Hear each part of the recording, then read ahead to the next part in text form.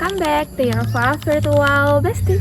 Exactly, Jingas Jai. Jadi kali ini aku pengen syuting di kebun karena beberapa dari kalian bilang kalau bosan materi itu aja. So, yeah, here we are. And let's be real, this is my look for every day. Dan aku lagi pakai calming pad karena kulit aku lagi rewel beberapa hari belakangan ini. So, ya. Jadi kemarin aku tuh sebenarnya lagi ngomongin standar kecantikan sama tante aku.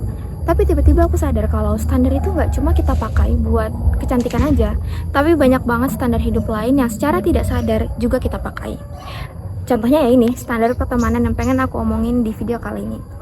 Dan kenapa sih aku pengen ngomongin standar pertemanan? Karena sering kali ketika kita secara tidak sadar pakai standar-standar hidup lain di kehidupan kita seringkali merasa hidup kita tuh kurang bahagia, atau kita tuh nggak pernah cukup atas apa yang kita punya di hidup ini. So ya, let's get into it. Loh, emang ada ya standar pertemanan? Sadar nggak sih banyak dari kita tuh secara nggak sadar bikin standar soal bagaimana pertemanan seharusnya terlihat.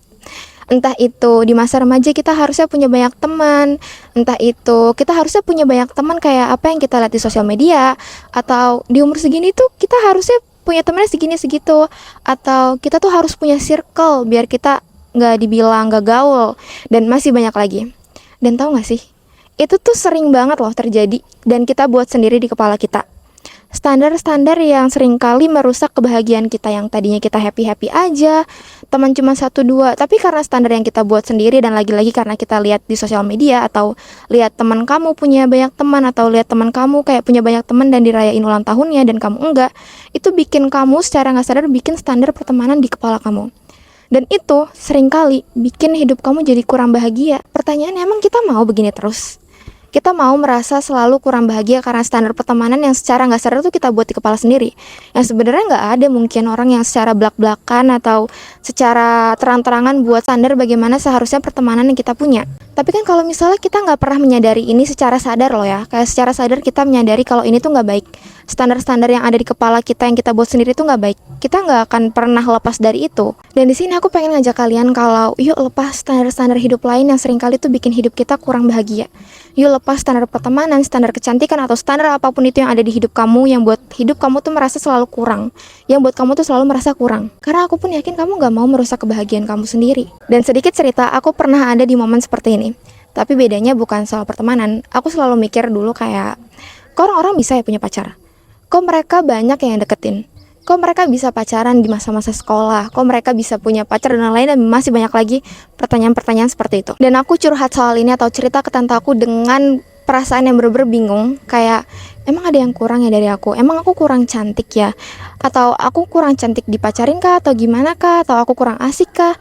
Itu tuh aku keluarin semuanya. Pokoknya kebingungan semua itu aku keluarin. Dan tante aku jawab, kok mikirnya gitu sih? Terus tante aku tuh di situ malah nanya balik ke aku kalau, menurut kamu, kalau kamu seumuran aku, kamu mau nggak temenan sama aku? Terus aku jawab dengan sangat percaya diri kalau iya mau lah.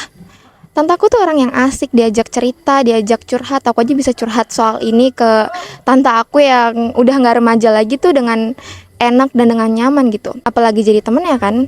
Dan tante aku tuh tipe orang yang lovely. Gak mungkin rasanya kalau gak ada yang mau temenan sama tante aku.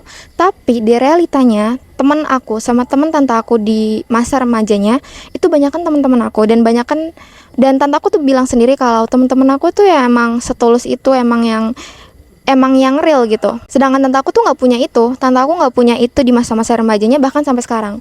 Sampai sekarang mungkin temennya tuh cuma 1-3 doang. Sedangkan aku tuh punya banyak banget teman. Dan pertanyaannya adalah, apakah ada yang kurang dari tante aku? Apakah ada yang salah dari tante aku juga? Enggak, jawabannya. Ya mungkin setelah dipikir-pikir lagi, bukan prioritasnya, bukan waktunya, dan bukan momennya aja. Dan di situ juga tante aku bilang kalau kita tuh sering banget fokusnya sama yang buruk-buruknya doang, sampai yang baiknya itu ketutupan sama hal-hal buruk itu, sama hal-hal negatif itu, sama hal-hal jelek yang lagi kita pikirin itu. Terus di situ juga tante aku bilang, banyak kok orang yang sebenarnya suka sama kamu tapi kamu nggak suka balik, atau kamu nggak mau dia. Dan ternyata setelah aku pikirin itu ya memang ada, cuman akunya nggak mau.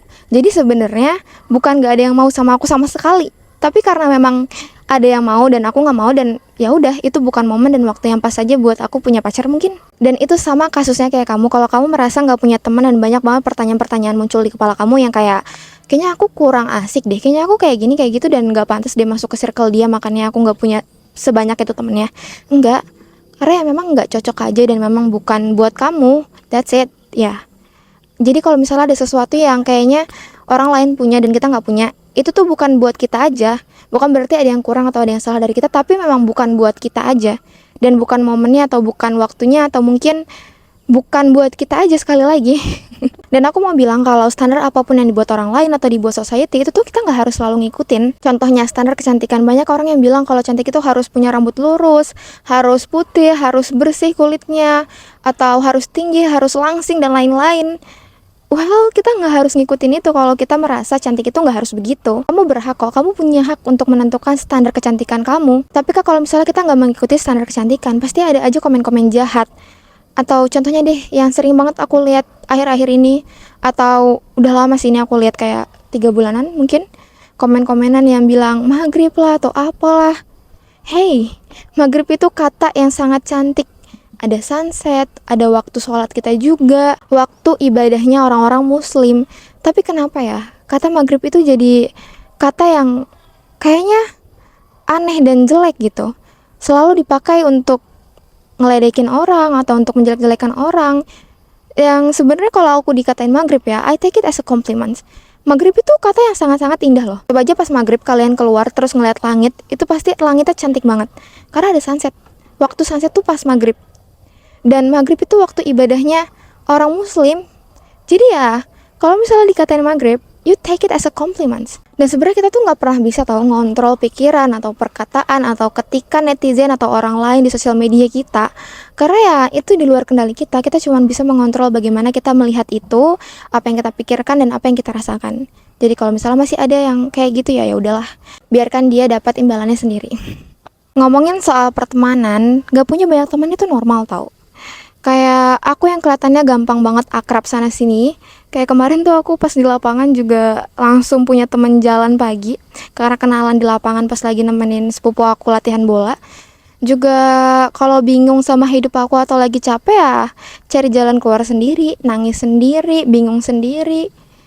Dan normal, apalagi kalau misalnya kamu udah masuk usia 20-an atau kamu memasuki fase lulus sekolah. Itu pasti teman-teman kamu bakal berkurang atau bahkan menghilang semuanya.